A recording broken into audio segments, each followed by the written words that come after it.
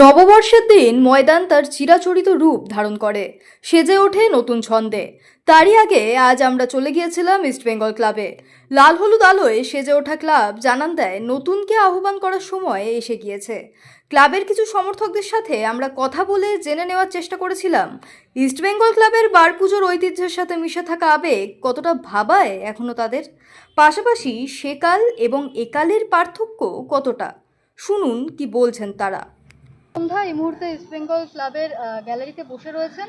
আগামীকাল বার পুজো, অনুভূতিটা কীরকম?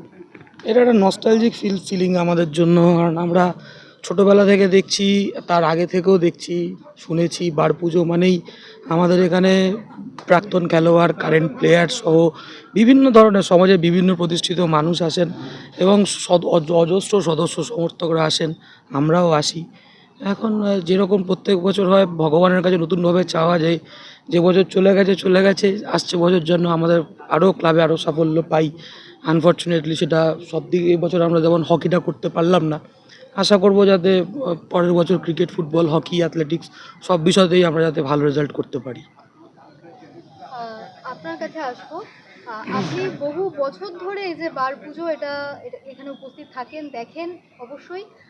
কোনো গল্প বা কোনো ইতিহাস আপনার মনে পড়ে যেটা আমাদেরও জানা খুব দরকার, এই বার পুজোর সাথে যেটা যুক্ত রয়েছে? এই মুহূর্তে আমি তো এখন সেভাবে আমি মনে করতে পারছি না, কিন্তু যেটা আমি বলছি সেটা হচ্ছে এটা একটা ঐতিহ্য এবং এটা একটা স্বীকৃতি, সামাজিক স্বীকৃতি যে একটা ক্লাব শুধু একটা ক্লাব হিসেবেই থাকছে না, এই ক্লাবের থেকে যে অনেক কিছু সমাজের সঙ্গে এটা যুক্ত এবং সে কালচারালি যে এটাকে আমরা উদ্বুদ্ধ করছি, এই যে যুব সমাজ যে এটার সঙ্গে মিলে এই ওইটা তৈরি করছে, সেটা খুব ইম্পর্ট্যান্ট এবং এটা তার সূচনা।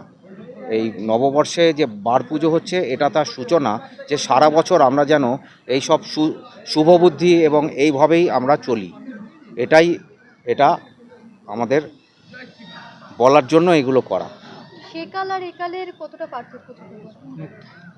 অনেক তফাৎ হয়ে গেছে, অনেক তফাৎ। তখনকার দিনের চিন্তাধারাটা যেরকম ছিল, এখন সেই চিন্তাধারাটা তো অনেক পরিবর্তন হয়ে গেছে, সব কিছুরই অনেক পরিবর্তন হয়ে গেছে। তখন একটা মাটির গন্ধ ছিল ব্যাপার সব কিছুর মধ্যে, এখন এটা যান্ত্রিকতার মধ্যে চলে গেছে, অনেক কিছু এখন অন্যরকম হয়ে গেছে, মানে অত আত্মিক জিনিসটা এখন সরে গেছে। এটাই সবচেয়ে বড় এবং সবচেয়ে মানে আমাদের যেটা সবচেয়ে খারাপ লাগে। আপনার কাছে আলাদা কোনো পার্থক্য চোখে পড়ে? প্রচুর পার্থক্য আগেকার দিনের সাথে এখনকার দিনের বার পুজোতে। আমার কাছে তো ব্যক্তিগতভাবে পার্থক্য, তবে আন্তরিকতার কোনো খামতি আছে বললে আমার মনে হয় না। আপনাকে একটা ছোট্ট উদাহরণ দিই, যেমন আগেকার দিনে আমরা যখন এই ক্লাবে আসা প্রথম শুরু করি, এগুলো তো আমাদের পুরো কাঠের গ্যালারি এবং আমাদের ক্লাবের সিলিং সব কিছুই কাঠের ছিল। তখনকার সময় এই যেমন যারা ক্লাবের সিনিয়র ছিলেন, আমরা তখন আসতাম, ছোটো একটা ক্যামেরা যদি কেউ নিয়ে আসতো সেটা নিয়েই আমরা ছবি তুলতাম এবং প্রত্যেক প্লেয়ার, সিনিয়র প্লেয়ার হতে পারে, এক্স প্লেয়ার হতে পারে, বা ক্লাবের কর্মকর্তা, স্পেশালি আমাদের যিনি ম্যানেজার ছিলেন স্বপন বল, হ্যাঁ, তারা আমরা পা ছুঁয়ে নববর্ষের আশীর্বাদ নিতাম। কিন্তু এখনকার দিনে সেরকমভাবে যারা এখন সাপোর্টার আছে নতুন, অবশ্যই ইয়াং জেনারেশন, তারা আমাদের থেকে অনেকটা এগিয়ে, কিন্তু তাদের ক্ষেত্রে আমি চট করে চোখে আমরা দেখি না যে কাউকে বড়রা পায়ে হাত দিয়ে প্রণাম করে এরকমটা নিতে দেখি না।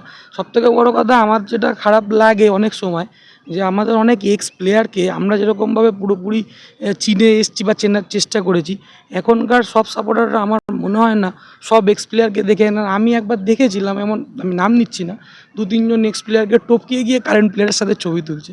তো আমার মনে হয় আগেকার দিন আর এখনকার দিনে অনেকটাই পার্থক্য হয়ে গেছে এবং আগামী দিন আরও হয়তো পার্থক্য হবে, সেটা হতে পারে ভালোর জন্যই হবে। সবাই তো আমাদের মতন নয়, তো আমরা আমাদের মতন করে বার পুজোটাকে সেলিব্রেট করি, আদার্স লোক তারাও তাদের মতো সেলিব্রেট করে।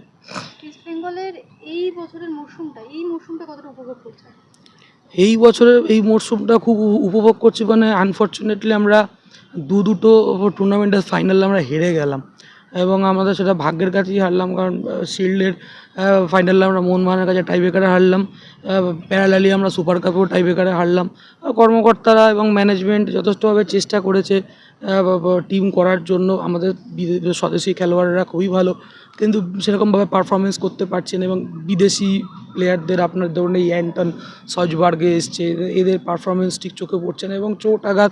এই তো আজকে আবার শুনলাম মহেশ মোটামুটি আইএসএলের জন্য বাদই হয়ে গেল এবছরের জন্য। তো আশা রাখছি এখন পরের যে ম্যাচগুলো আছে আমরা কোনোভাবে জিতে যদি আমরা শেষ করতে পারি তো সেটাই ভালো, এবং সর্বোপরি আগামীকালের আমাদের কাছে এটাই প্রার্থনা থাকবে যে 17ই মে যেন আমরা ওদেরকে আবার মারতে পারি এবং আমরা যেন ডার্বি স্ট্যাটিস্টিক্স আর একটু এগিয়ে যেতে পারি। আপনার নাম? আমার নাম রাজগৌরব দত্ত, আমি ক্লাবের সমর্থক আগে, তারপরে সদস্য। আপনার নাম? অরিজিৎ চৌধুরী, আমি সমর্থক এবং সদস্য। অসংখ্য ধন্যবাদ আপনাকে। ধন্যবাদ।